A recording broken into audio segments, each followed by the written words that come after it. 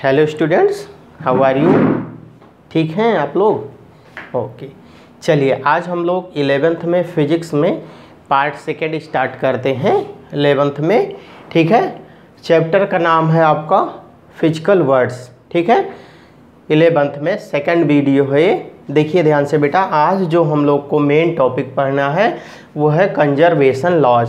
ठीक है, इसके पहले ये ध्यान दीजिए, जो भी स्टूडेंट्स चैनल को सब्सक्राइब नहीं किए हैं सब्सक्राइब ज़रूर कर लें, लाइक करें, कमेंट करें, अगर कोई फॉल्ट हो तो ज़रूर बताएं ताकि अगली वीडियो और आपको हम इम्प्रूव करके दे सकें। ठीक है, तो चलिए आज का टॉपिक स्टार्ट किया जाता है। अब यहाँ पे देखना है बेटा, आप लोग ठीक है इसके प्रीवियस क्लास 10th में पढ़ के आए हो। ठीक है, law of conservation of energy, यानी 10th में आप 9th में और प्रीवियस क्लास में चलते हैं तो 9th में भी आप पढ़े हैं energy, work and energy chapter था 9th में, ध्यान दीजिए। तो वहाँ पे आप पढ़े थे एनर्जी। अब यहाँ देखिए मेन चीज़ यहाँ पे ये देखना है कंजर्वेशन क्या है। लॉस का मतलब नियम और कंजर्वेशन, कंजर्वेशन का मतलब होता है संरक्षण, संरक्षी, यानी जिसको हम लोग क्या कर सकें, इकट्ठा बचा करके रख सकें, संचय कर सकें, एकत्रित कर सकें, उसी को आज हम लोग लाके ठीक है रूप में पढ़ेंगे। क्या क्या? एनर्जी, ठीक है, लीनियर मोमेंटम, फिर क्या एंगुलर मोमेंटम, फिर क्या चार्ज, कंजर्वेशन ऑफ चार्ज। तो यहाँ आप ध्यान देना है एनर्जी क्या है, पहले ये बेसिक चीज़ एनर्जी। भाई एनर्जी बड़ी सिंपल सी डेफिनीशन एनर्जी की, the capability to do work, the tendency to do work is known as energy. Without energy you cannot do any type of work, so we can say that energy is the most important place in modern society. okay? यानी बिना ऊर्जा के कोई काम कर ही नहीं सकते हो। अब उसी ऊर्जा को यहाँ कंजर्व करना है। ठीक है, तो इसका स्टेट्स क्या होगा देख लीजिए। अकॉर्डिंग टू दिस लॉ, कौन सा law? Law of conservation of energy. According to this law the energy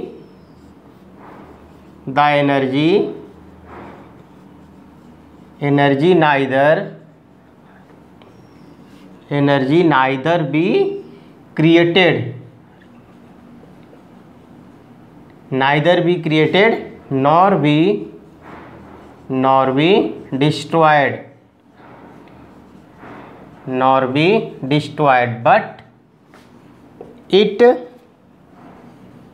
but it can be changed या transfer, it can be change one form to another form,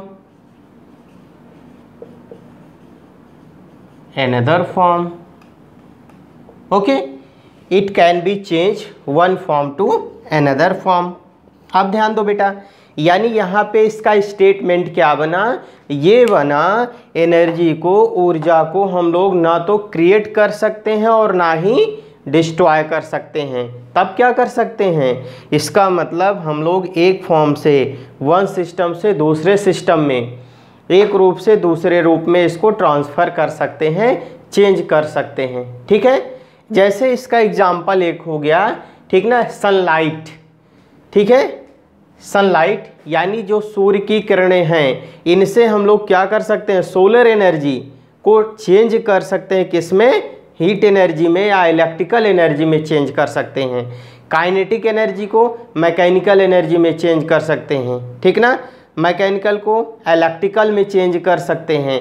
ठीक ना, इस तरीके से ये energy को हम लोग क्या कर सकते हैं, ट्रांसफ़र कर सकते हैं one system to another system.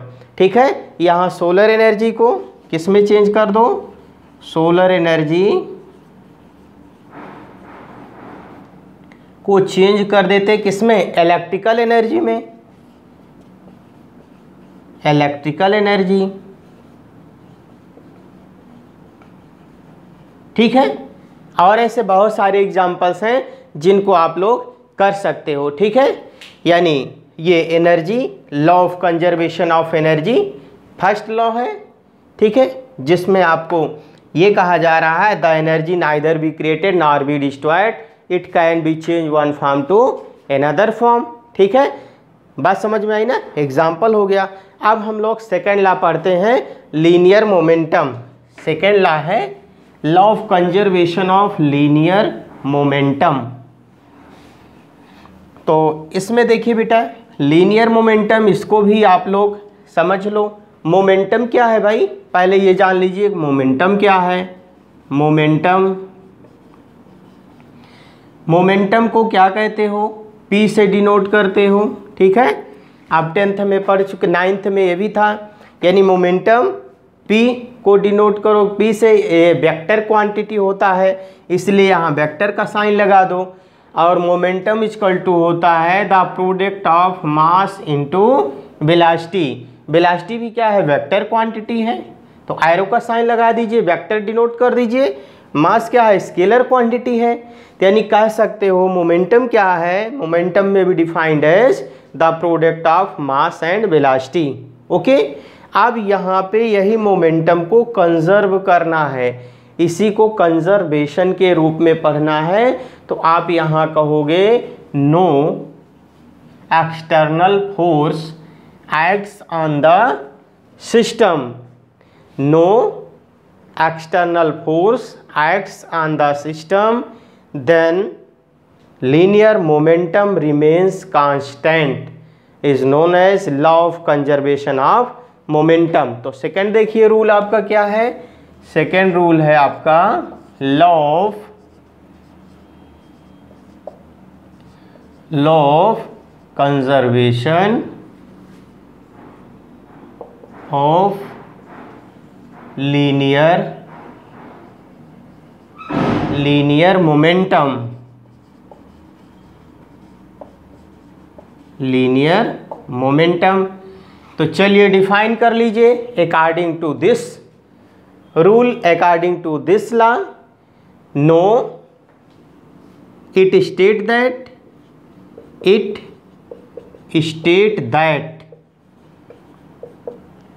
No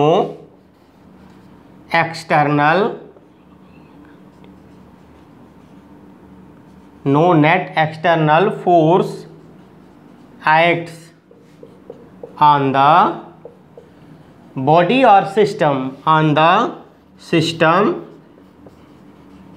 then linear momentum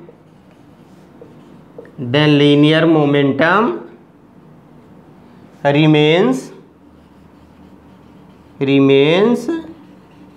constant। Okay, inverted comma closed कर दो। यानी कहने का मतलब क्या हुआ, कहने का मतलब ये हुआ जब किसी बॉडी पर, ठीक है, ऑब्जेक्ट पे कोई बाह्य बल ना एक्ट्स हो, बिहेव्स हो, लगे, एक्सटर्नल फोर्स कोई बाह्य बल आरोपित ना हो, तब क्या होगा, यहाँ पे मोमेंटम जो होगा वो क्या हो जाएगा, कंजर्व हो जाएगा।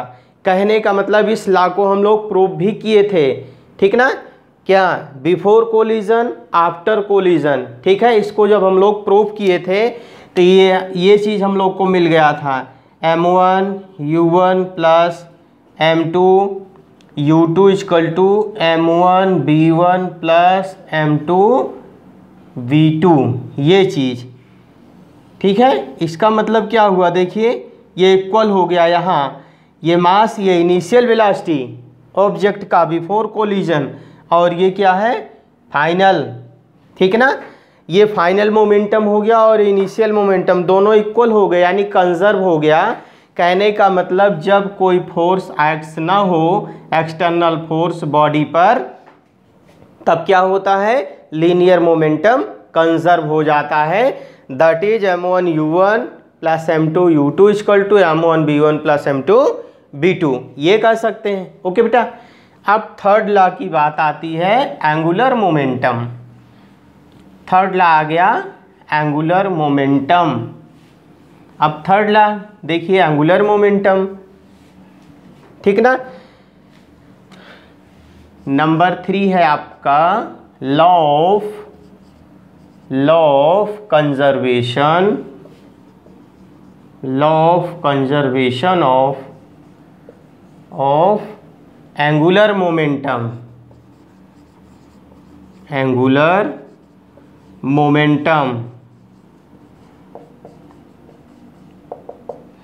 ठीक है। तो इसका भी स्टेट इसका भी देखिए ध्यान से। According to this law no external torque, it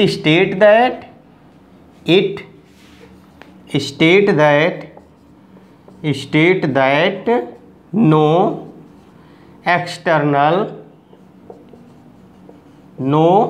external torque acts on the system, then angular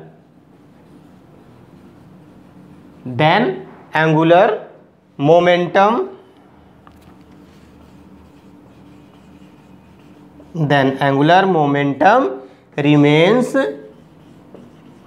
remains constant।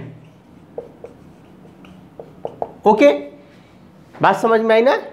अब it state that, inverted comma चाहे तो क्लोज कर दें। आप ध्यान दो बेटा, ये क्या कह रहा है, angular momentum, law of conservation of angular momentum, ठीक है।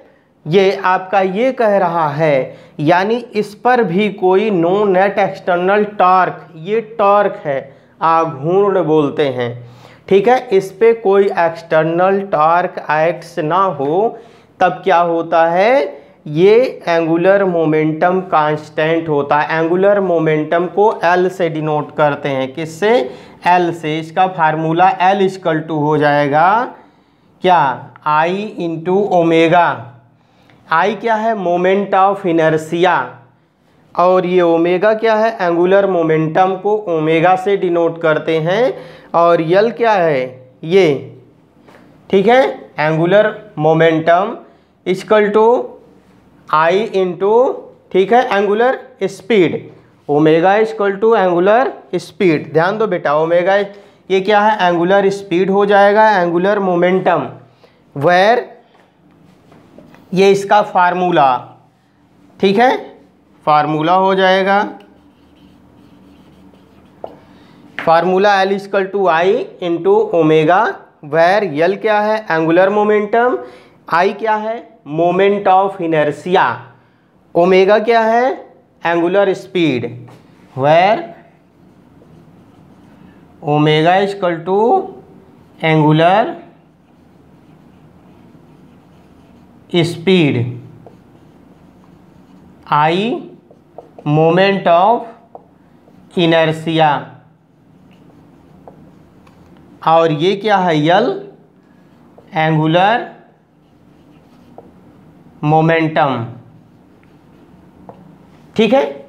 ओके, अब बेटा हम लोग को जो अगला टॉपिक है, अगला पॉइंट्स है वो laws number 4, law of conservation of charge, law of conservation of charge. चलिए देखिए, law of conservation of charge क्या है भाई। According to this law the total charge, fourth है आपका law of conservation of charge, ठीक है। चलो देखो बेटा, अकॉर्डिंग टू दिस लॉ, या फिर इसका स्टेट बोले, it state that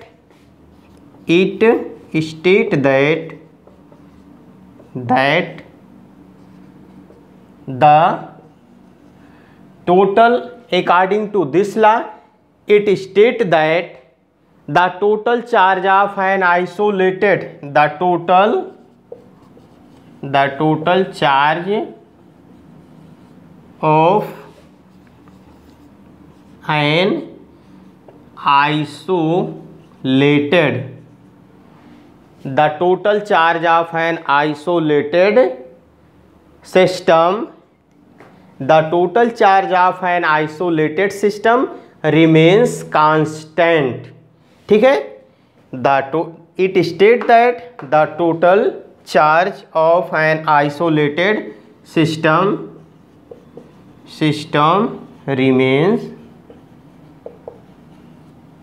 remains constant, then या दैट इज, देयरफॉर क्या कह सकते हो, therefore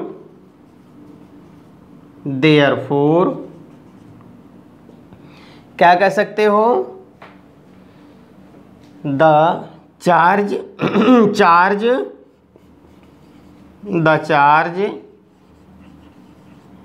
can neither B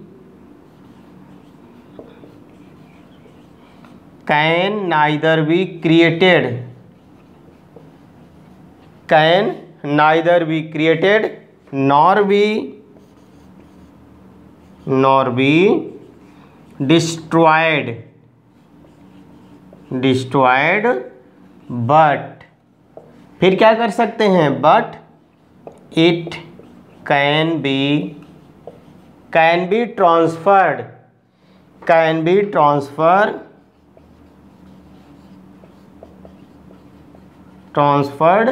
one body or system, one body to another body। Okay, बोलिए, ये आपका स्टेटमेंट हो गया। ठीक है, can neither be created nor be destroyed, it can be change one form to another form is known as law of conservation of charge। ठीक है, ये इतनी बात। उसके बाद देखो बेटा, यहाँ पे आ गया आइसोलेटेड, ये चीज़ आ गया। आइसोलेटेड सिस्टम क्या है भाई, it state that total charge of an isolated system. अब आइसोलेटेड का मतलब जो कांस्टेंट हो, जहाँ पे एक्सटर्नल फोर्स एक्ट्स ना हो, on those system on which no external force acts on the system is known as isolated system. Isolated system को डिफाइन करोगे, क्या कहोगे, those system on which no external force acts on the system is known as isolated system. जहाँ पे external force acts ना हो, उसी को क्या बोलते हो, आइसोलेटेड सिस्टम। ठीक है बेटा, तो हम लोग आज यहाँ पे law of conservation of charge के बारे में जान गए। ठीक है, पहला क्या जाने हम लोग, लॉ ऑफ कंजर्वेशन ऑफ। चलिए देखिए, रिपीट करते हैं।